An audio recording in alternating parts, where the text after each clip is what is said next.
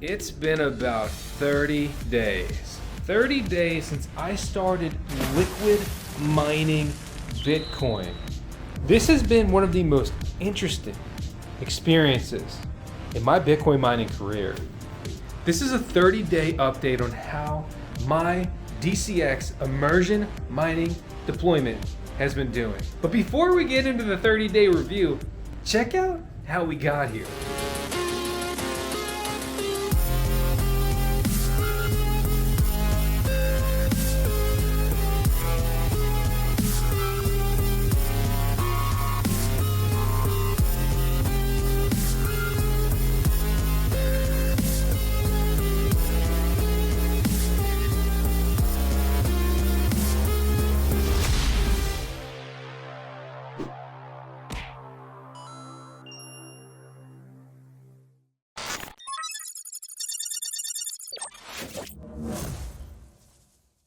So the coolest thing about liquid cooled mining, it's supposed to help your mining equipment last longer. It runs cooler and it allows for higher overclocking, and basically everything leads to reduced power consumption, reduced wear, higher hash rates essentially, right? If you keep clocking up and up and up, you're gonna start pulling more and more juice, but with the cooling mechanism, it's supposed to be able to handle that.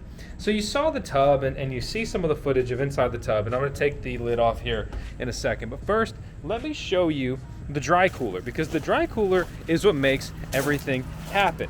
This is my 400 amp service, and this is the DCX dry cooler. It's basically a giant radiator, like something that would be on your car, but in this case, it's just cooling mining rigs instead of an engine. Simple, straightforward, effective. It moves some serious air. One thing that I have found interesting so far is just how many leaves end up collecting on it. I mean, these leaves are decreasing the airflow, right? I mean, this is the intake side. The air's coming in here. It's being pushed out here. There's the coils in the middle, which is basically what gets cooled down and cools all the stuff. You see the pipes going into the building. We've got a hot pipe, a cold pipe, and a power cord. So you may be thinking, Vosk, you idiot. Why don't you get the leaves off? It's on my to-do list, man. When the hell did you become my boss? The hell I chase self-employment for just to have you yelling at me all the time. But I do need to do that. What I'm gonna do is I'm actually gonna turn it off, which will reduce the pressure, and then I'll bring my cordless blower over here and I'll be like, boop, boop, and it should be good.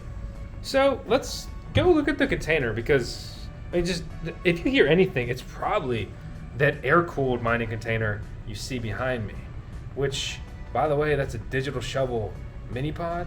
Just did a 6-month review on that, and some of the notes in that review may surprise you.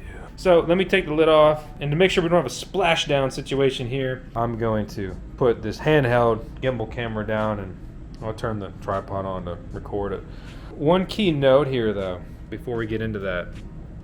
So you can see this is a power meter, and it's pulling 2,600 watts. This is double what it is supposed to pull. This is the power consumption for the dry cooler and the pump that circulates the fluid in here. Is it because of the transformer I'm using? I don't think so, because when I used the recommended transformer, which was the 3,000 watt version that you can see here, this tripped when I bought my own version. When I was borrowing the unit from BMA, I think that was just a stronger unit, and that one was holding strong with this. Now I've upgraded to the 5,000 watt unit, so it basically has the capacity to be able to run this much wattage, but it's just weird because it's quite literally double the power consumption that DCX claims it's supposed to be, and yet they literally recommend that you run this transformer. It's not like I'm doing something weird. Like, they link out to the yin leader or whatever the hell it's called transformer on Amazon, like the one I tried that tripped. So I went up to their bigger model. I will say this is a really frustrating thing with this immersion mining deployment, because this is doubling the power consumption, or the power consumption is just literally grossly underrated. But please understand, 2,600 watts is like I'm running a 9th mining rig, because there's 8 miners in here, and I've actually downclocked them all to 2,200 watts, where I'm getting about 25 watts per terahash in efficiency, which I ran through all of that in the Braiins video recently. But Braiins it's a custom firmware for running amp miners, and it gives you basically enhanced control and mining profitability when you're mining Bitcoin. Very sweet, very useful, and they even have an immersion mode, so I don't need fan spoofers or none of that. I just was able to drop these things in here. We talk more about that in the deployment, but that's the gist of it. It allows me to overclock these miners or underclock these miners, like running a reduced power usage option, and easily deploy them in immersion mining fluid. All right, so key thing here, there's little lips on the other side. You make sure that you don't get that caught, or just that you're aware of that, or whatever. It's normally a little slimy on the bottom, so I just personally kind of slide it back, then grab towards the middle. It's a little heavy, but should be able to lift it, and then I just put it on the ground. I like to keep the orientation that way. It's a little awkward when I dismount it, but you know, whatever works. All right, so that's kind of gross. These are hazmat gloves. I really hope they work, but I'm putting these on so that I can change out 2 of the power connections I have.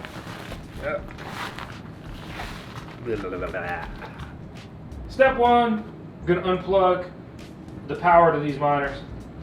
All right, so it's like I'm wrangling something, like a snake. All right, we're gonna have to...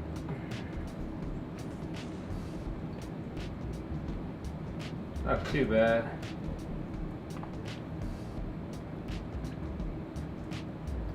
All right, let them drip a little bit. I don't think the fluid's on me. All right, so now I need to get these power cables in.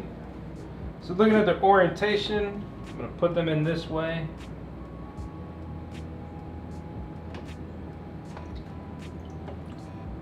Maybe. Okay, that feels properly seated. Now that's a real dunk. I can also definitely feel that this. If you make sure they're not in there properly, like you can get a improper connection. I'll end up right back in here. I need to just get this outside. Get them over there. All right, number 2.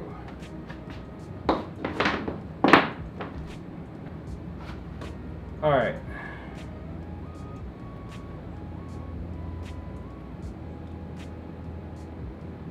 Feels good.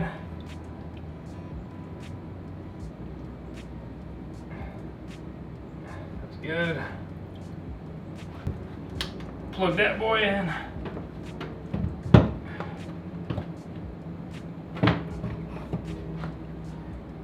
So another thing I want to do that I'm not going to do today is organize the Ethernet and run all same color cables.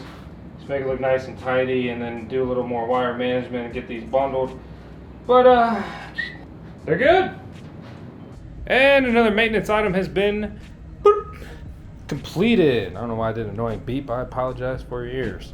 So basically, to recap what I did, right? So, I removed the lid. I pay careful attention to the lips on it, and I just kind of slide it back, and then I get to the middle of it, and I pretty much just lift it off. I decided to just go put it over in the corner, get out of my way so I can focus here. I grabbed a box so I could put this oily stuff in there. Basically, I was running a junction box, just custom setup to run these 2 miners, which I just removed in favor of the Altair mining PDUs. These things are effective, they're cheap. And I reached out to him asking a bunch of questions, and he helped supply the farm with this and some other mining parts we needed. I got a control board from him and a power supply from him to get my miners back operational. So he's got basically a full ASIC miner parts store. Super cool. He worked with the company to bring these little PDUs to market, so you don't have to use this giant PDU like I have here, because that's a 30 amp PDU, and each one of those are 30 amp PDUs, which for reference basically only runs 2 amp miner S19s at stock configuration. One thing I need to do is I'm going to take these, I'm going to put them on the wall and just kind of make this all tidy. The other thing I want to do is I want to just get all same Ethernet cables, plug them in, and again just get everything all nice and tidy in here. I will have to use these gloves again. So these are basically hazmat gloves, and they worked great. They kept enough of the heat off me where I wasn't melting my hands when I was in here in the fluid, when I was changing the power cables. So I just went to normal power cables and plugged them into the PDU I was just talking about. And then I removed the little power cables here that ran into this junction box, which went to that L630P, which went into an L630R, which is receptacle, and P is plug. See? Don't put your finger in there. 240 volts, that'll hurt. Anyway, my point is that's just something I needed to do. So now I've got 4 PDUs that run all my stuff. Very simple, very clean. Gonna bolt them into the wall. Then I've got the Ethernet switch down there. So I have a model with some expandability, because I have future plans for some more liquid mining over in that corner. But the bottom line is I'm going to bolt this into the wall and run the cables along the wall. I want to make things nice and neat. I've been so go that I haven't had enough time to do that kind of stuff. But let me tell you something that you may not want to hear. This is leaking. Yeah, it's not from me. So if you look at my fluid levels, this is a good snapshot of today's date, and this is where all the fluid levels are sitting. That you can notice on that metal piece down there where I have the blue rag.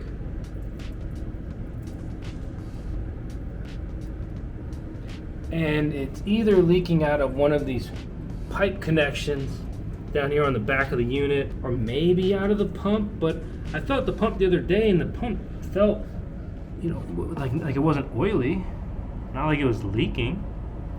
There's a couple other connections over here, but they seem dry. So I'm thinking the culprit might be that pump connection, but with the way that this is deployed, this is shoved in the corner, and I can't really access the back, and I need to access the back to try to tighten these connections, because there's just clear leaking. I mean, now as I eclipse the 30-day mark and I still have a pretty good fluid amount in there, I'm more inclined to just take the spare jug I have and just monthly item, I'll put a water bottle worth of immersion fluid into here and just deal with it later, if ever. For the price point of this though, it's frustrating and disappointing, and it's something to definitely double check with your install so you hopefully don't meet the same leaky fate. I'm worried that it's not going to be a simple fix of just tightening a connection. That's what they recommended, because the interesting thing about this unit is if you went to like Mining Disrupt, you probably saw this. They went to a bunch of conferences and they were like, hey, like, do you want the unit? And I'm like, yeah, that'd be great. So they sent me this. This is normally approximately an $8,000 setup. I was sent this to review. I'm fortunate with the VoskCoin YouTube channel being the biggest mining YouTube channel, content creator, whatever in the world. And I'm not trying to gloat or whatever. I'm super thankful that you all tune in and subscribe. It's crazy to me. But instead of going out and buying this, I had a fortunate opportunity to receive this, and they have a few different models and configurations. They have something like this, but there's a 3-stack of them, which is pretty cool. If you want to deploy, say, 24 miners, because you can obviously only deploy 8 in here. Thankfully, getting savings on things like that, I can put that towards miner and just try to keep cranking out crazy content. But that's really the main issue I've had. The setup was pretty straightforward. It made sense overall. The configuration of like the tray on the bottom and these metal attachment pieces was kind of weird, because some had rounded corners, which you can barely see down there, and some did not, and they just did not fit in the orientation that you may think they would or want them to. But I mean, this system's performing great. The slow leak is really my only problem, as well as I feel like it consumes a lot of power for what it is. I really cannot understate how fun it has been, like immersion mining. I feel like just rejuvenated in mining. I mean, I've been mining for like 7 years, and a lot of cool things over the years. Starting to get a little bit stale, or just kind of like, I've been doing this. I mean, things can only be so fun or interesting for so long. And granted, we're talking like half a decade of air-cooled mining being a lot of fun. And I still enjoy air-cooled mining. I like air-cooled mining. That's 8 miners. Do you notice I'm not even sweating? Sure, maybe I'm a little greasy. It's my Eastern European showing. That's 8 full-size Bitcoin mining rigs, and you can perfectly hear me. I just got a decibel meter I'm going to put up here because this is going to become a dedicated immersion mining shed. At my panel, I've got 400 amps of juice coming in, and so basically at full bore, I could run 24 Bitcoin miners. So I've got 8 already, so I could deploy 2 more of these containers. But what I'm actually going to do is deploy some other immersion mining options to just have some fun, make some content, and test different configurations, and then share with you guys what I think is either performing the best, or the best value, or good or bad, or whatever. I don't have an agenda other than to have fun and try to make some sweet content and continue to build out the farm. I really cannot understate how kind of overwhelming and intimidating immersion mining is. I mean, you got to punch some holes in a building. You got to understand the electrical configuration. You're putting things in fluid. How much of a mine this is? These are miners in fluid, okay? If you put your face in there, 1, you're going to be overloaded with carcinogens. 2, there's no breathing. 3, everything we've ever known has said, don't put the electronic in water, Timmy. But it's cool, it's crazy, it's fun, it's impressive. It's just a conversation starter. It's impressive technology. It's just, I don't know how else to say it. It's really cool, and it's fun. And I don't even have any kind of airflow in this shed right now, and it stays at a very manageable temperature.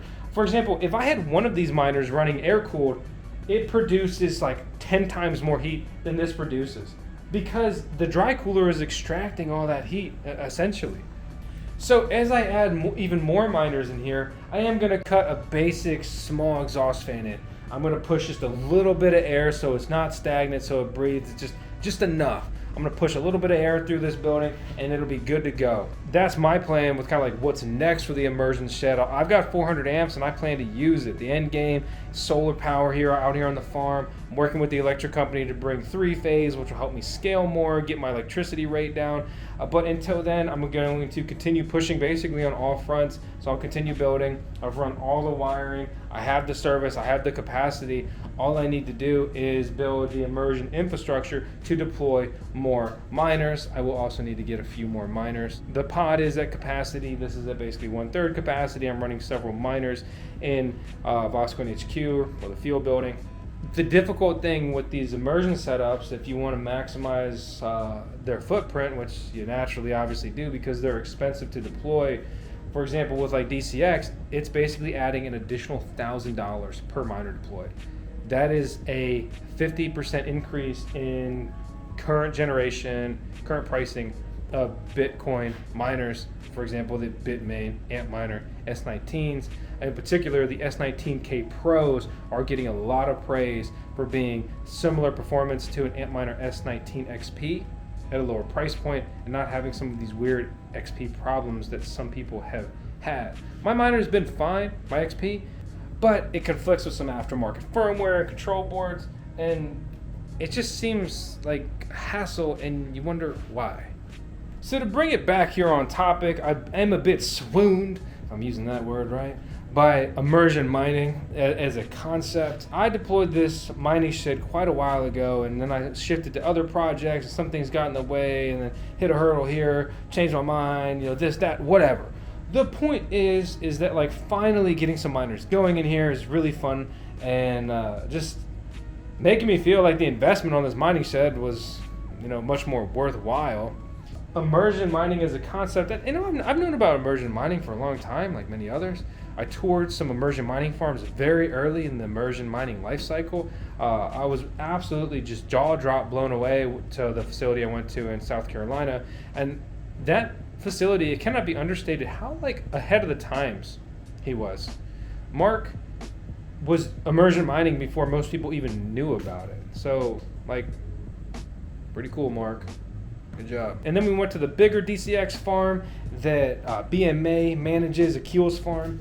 And I mean, it was just like, wow, like this is super cool. Like this, like I like this. Having a tiny piece of that here is super cool. I am frustrated about the leak. I am frustrated about the double power consumption compared to what it's supposed to be. To speak a little bit more elaborately on the power and like, why am I using a transformer? Because I have 120 volt. I have 240 volt. Like I have both types of electricity in here. Like here's an example, right? 110 outlet. There's a 240 outlet. Now look at the wire color. Yellow in this, in my scenario here is going to be 110, 120 voltage, normal US outlet. Orange wire is going to be a heavier gauge. This is configured in a 240 voltage manner. So the difference is basically it's due to the frequency of American electricity, and this basically regulates it. It makes it more consistent, and this pump would work on the electricity without the transformer, but apparently due to the frequency of it over time, it would basically just break it. But is that transformer for some reason doubling the juice? Because I tested that watt meter. That's pulling 2,600 watts. It's pulling over 10 amps. And that means I'm going to be billed for that. No matter if like the DCX system is actually only using 1,300 watts from the transformer is consuming 2,600 watts, which means that I will be billed for that electrical consumption. And that's a couple bucks a day that I'm not supposed to be spending. With current market conditions, margins are tight.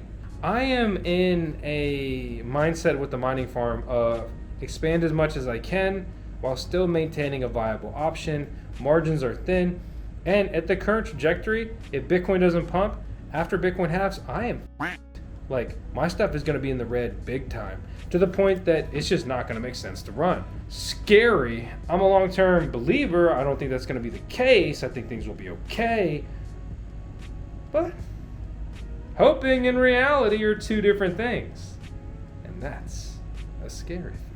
I think the only other thing that I would really want to elaborate on in this video before I drone on too long or ramble or whatever is, if you kind of go and look behind the Braiins software, which I mentioned earlier, I mean, it's a good experience. Like I like the theme of Braiins. I like the ease of use, the usability. Deploying Braiins directly to the control board is still difficult, but they're working on releasing, I believe they call it their toolbox or there's something else that makes it much easier to do.